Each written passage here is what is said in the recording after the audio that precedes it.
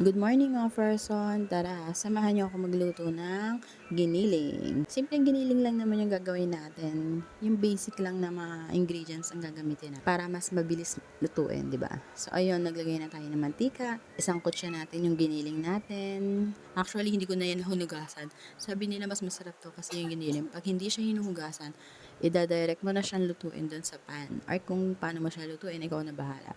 Kasi ako, ginigisa ko talaga siya, sinasangkot siya. So, ayun, laglag na natin yung bawang, tapos yung sibuyas. Pag medyo translucent na yung sibuyas, sunod natin ilalaglag yung susunod na ingredient. Actually, naghiwa ako ng kamatis dyan, nilagyan ko ng kamatis para medyo mapula siya. Tapos yan, habang hinihintay natin kumulo at lumambot yung kamatis natin, istorbohin natin yung bata. Busy yan siya kananood sa YouTube. Ayun lang naman na pinagkakabalahan niya. Tingnan nyo, guys.